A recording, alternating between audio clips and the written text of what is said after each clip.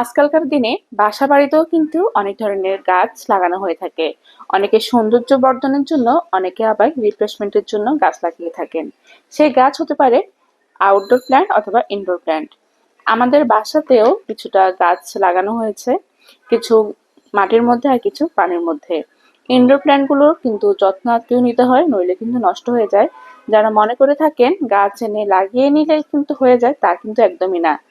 আমরা বাড়িতে গিয়েছিলাম প্রায় হঠাৎ প্ল্যানিং এ, যার কারণে গাছগুলো ওভাবে রেখে চলে গিয়েছিলাম। প্রায় 10 দিন পর যখন আসলাম, এসে তো আমার গাছগুলোর অবস্থা দেখে খুবই খারাপ লাগছিল। কারণ ধুলাবালি জমে প্রচুর অবস্থা খারাপ হয়ে গিয়েছিল গাছের। যেহেতু বাসায় কেউ ছিল না, তাই গাছগুলোর ওভাবে টেক কেয়ার করা হয়নি। আর তাই দেরি না করে এখনই পরিষ্কার করে নিব আমার সবগুলো মানি প্ল্যান্ট গাছ। এই গাছগুলোর যত্নার্থে নিতে খুব বেশি সময় বা কষ্ট কোনোটাই লাগে না।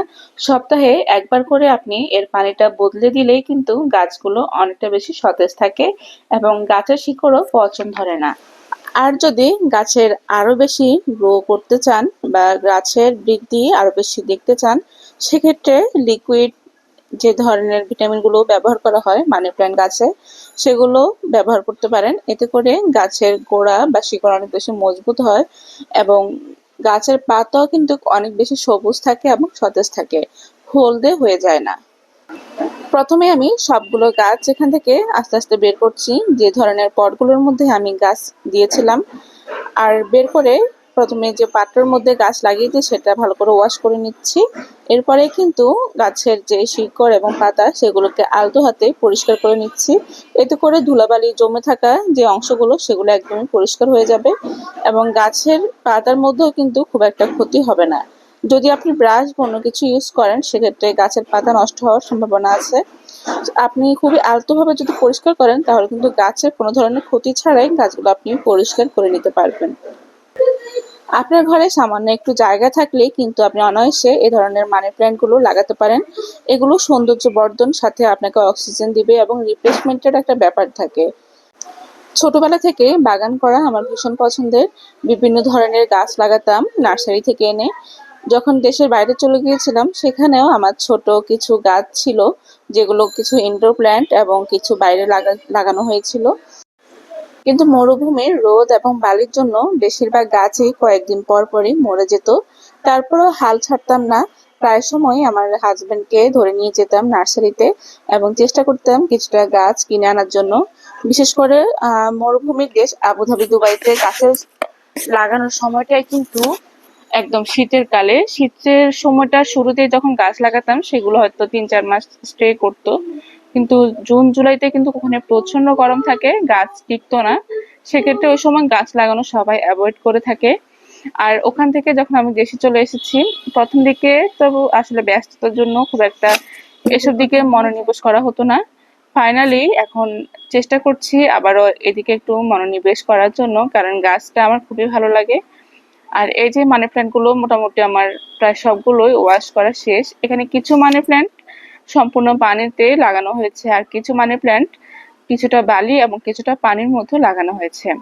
আপনারা চাইলে কিন্তু মাটির মধ্যেও এই মানি প্ল্যান্ট গুলো লাগাতে পারেন। সেক্ষেত্রে আগে কাটিং করে পানিতে রেখে শিকড় যখন আসবে, শিকড় আসার পরে আপনি মাটিতে যখন লাগাবেন, তখন গাছগুলো মরে যাওয়ার সম্ভাবনা থাকে না এবং গাছগুলো দ্রুত বৃদ্ধি পায়। আর যদি অনেক সময় যারা সরাসরি মাটিতে লাগান, সেক্ষেত্রে অনেক সময় গোড়াটা পচে যায় এবং অনেকগুলো গাছ মরেও যায়। আর কিছু হয়তো একদম ভালোভাবে গ্রো করতে পারে। সেক্ষেত্রে মানে মানি প্ল্যান্টের ক্ষেত্রে সবাই অ্যাডভাইস করে যে আগে পানির মধ্যে রেখে শিকড় আনার পরে তারপরে মাটিতে লাগানোর জন্য। আর অনেকেই কিন্তু মাটির মধ্যে সম্পূর্ণভাবে রেখে দেয়। যারা একদম অনেক বেশি ভালো বাগানি, তাদের জন্য সমস্যা হয় না। তবে নতুন বাগানি যারা, তাদের জন্য আমি মনে করি আগে পানির মধ্যে রেখে শিকড় আনার পরে গাছটা মাটিতে লাগানোই ভালো। এতে করে গাছ পচে যাওয়ার সম্ভাবনা থাকে না। আর যারা আরো বেশি অলস কিংবা গাছের পরিচর্যা করার সময় নেই, তাদের জন্য বেস্ট অপশন হচ্ছে পানির মধ্যে এই মানি প্ল্যান্ট গুলো লাগানোর। এতে করে পানিটা প্রতি সপ্তাহে একদিন আপনি পাল্টে দিলেই চলে। প্রতিদিন গাছে পানি দেওয়ার ঝামেলা থাকে না।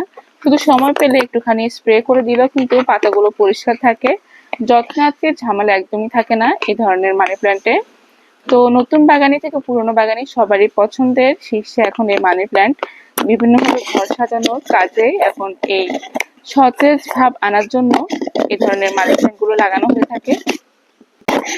অনেক ধরনের মানি প্ল্যান্ট আছে, আপনারা চাইলে অনলাইন থেকেও ক্রয় করতে পারেন অথবা গিয়ে আপনারা সরাসরি কোনো নার্সারি থেকেও আপনাদের পছন্দ অনুযায়ী বিভিন্ন মানি প্ল্যান্ট ক্রয় করতে পারেন।